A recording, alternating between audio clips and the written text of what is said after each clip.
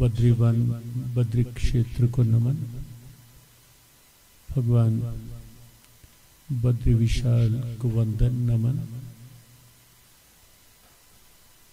और पूरे क्षेत्र में की देवधरा है, विराजित ऋषि देव गोचर अगोचर सबको वंदन, सबको नमन। व्यासपीठ को नमन। श्रीमद् भागवत कथा कहीं भी श्रवण करें लाभ ही है, लेकिन श्रीमद् भागवत कथा का श्रवण वहाँ जहाँ इसकी रचना हुई। अभी हम व्यास गुफा उस स्थान को प्रणाम करके लौटे जहाँ बैठकर महर्षि वेदव्यास जी ने पुराणों की रचना की, और जहाँ बैठकर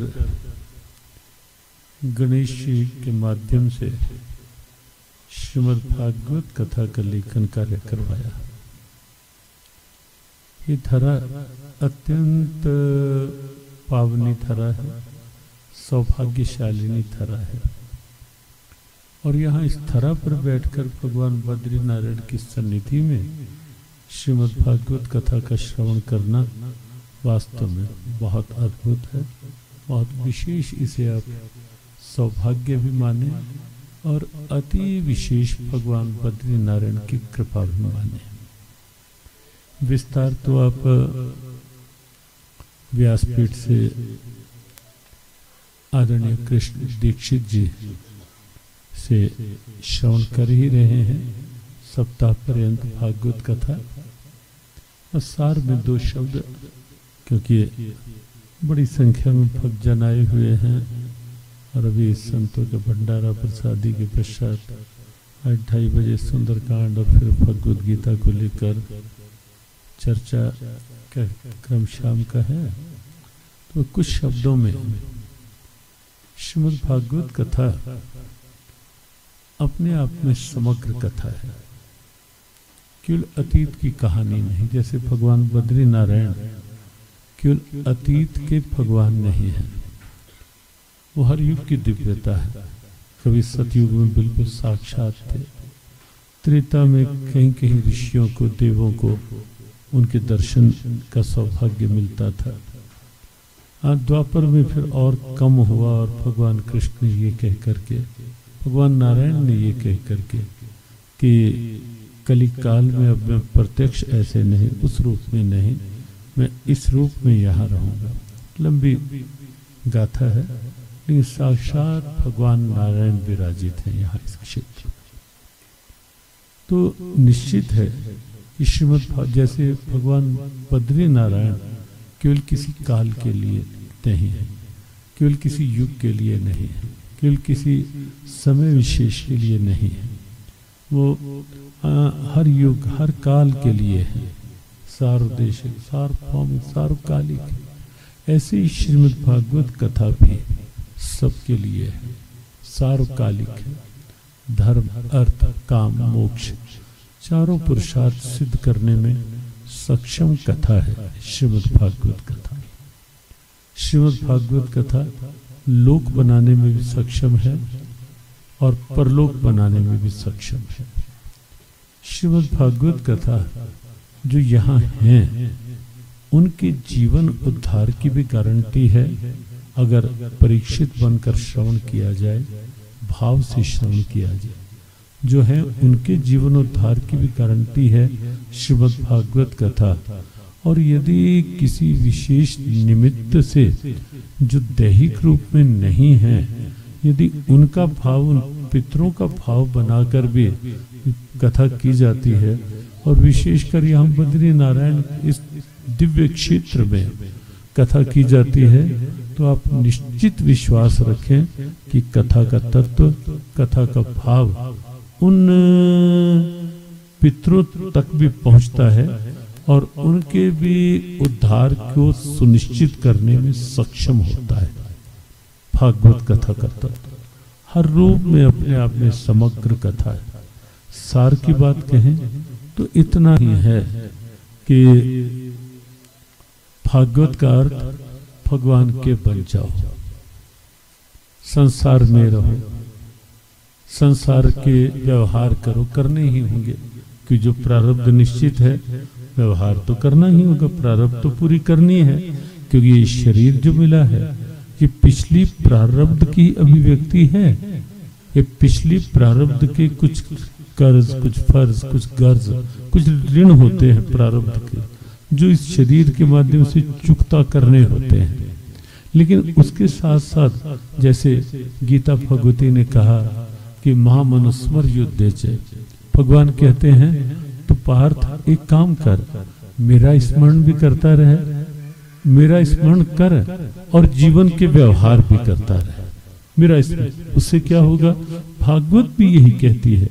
देखो गीता में सार में सिद्धांत वाक्य है, भागवत में विस्तार है।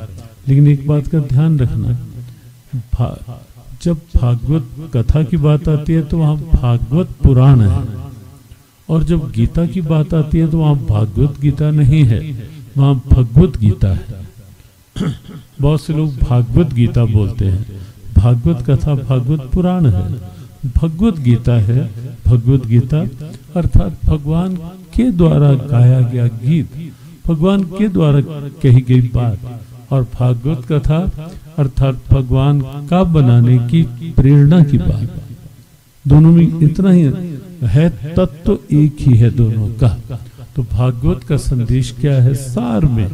कि भगवान के बनकर संसार के व्यवहार करो, भगवान को भूल कर नहीं, उन्हें अलग करके नहीं, जीवन के धारा से, जीवन के संघर्षों में उन्हें अलग करके व्यवहार नहीं करो, उन्हें साथ लेकर व्यवहार करो। उससे दोनों बातें बन जाएंगी, व्यवहार भी अच्छे से होंगे। एक तो पिछली प्रारब्ध आसानी से निकलेगी, भार नहीं बनेगी, और दूसरी ये होगी कि नई प्रारब्ध का भार बनेगा नहीं। यदि भीतर भगवान का स्मरण होगा, मन मजबूत होगा, सहन शक्ति बढ़ेगी, अंदर शांति, आनंद, ऊर्जा स्वाभाविक बढ़ेगी। जब भीतर भगवान का स्मरण करके बाहर से संसार के व्यवहार करोगे, भीतर से ये निश्चित करके, जैसे पूज्य स्वामी राम सुखदास जी महाराज कहा करते थे, मैं हूँ श्री भगवान का, मेरे श्री भगवान। बस भागवत का यही तत्व है, मैं भगवान का हूँ, भगवान मेरे हैं। तो ये मान लें। और जितनी कथाएं हैं भागवत में वो सब यही प्रेरणा देने के लिए है। प्रहलाद को जब आपने सुना होगा तो कितने कष्ट आए, लेकिन तो भी नाम निष्ठा कम नहीं प्रहलाद की। ध्रुव कितनी विपरीत परिस्थितियां आई, लेकिन तो भी निश्चय कमजोर नहीं हुआ, निश्चय दृढ़ बना रहा। और आगे कितने महापुरुषों के जीवन भागवत में, और फिर स्वयं कन्हैया की दिव्य लीलाएं। और कितने दिनों के कथा को? आज षष्ठम दिवस है, बस आज तो मौज होगी। फिर आज भागवत का भी षष्ठम दिवस है और हमारे कन्हैया का भी षष्ठम दिवस है। आज कन्हैया की छठी का दिन भी है, क्योंकि 26 अगस्त 26, 27, 28, 29, 30, 31 तो आज छठी, आज कन्हैया का छठी उत्सव भी है। और भागवत में भी आज छठा दिन है। तो आज खूब कुछ देर के लिए कथा के विश्राम में आज थोड़ा खूब कन्हैया की छठी उत्सव की बधाइयां भी गाना आज। तो कन्हैया की लीलाएं तो वैसे ही दिव्य है। तो यहाँ श्रीमद् भागवत कथा की श्रवण का सौभाग्य आपको मिला, और आप सबको उस माध्यम से यहाँ धाम में निवास करने का, संसार की उधेड़ बुन ऊहा पोह से अलग यहाँ रहने का अवसर मिला। वो तो जब 7 दिन के बाद यहाँ से जाओगे, जब 50-60 किलोमीटर यहाँ से बाहर निकलोगे इस देव क्षेत्र से, तो दोनों, यहाँ तो ठंडी हवाएं हैं ही, तो बाहर यहाँ तो दोनों तरह की ठंडी हवाएं हैं, शरीर के लिए भी और मन के लिए भी।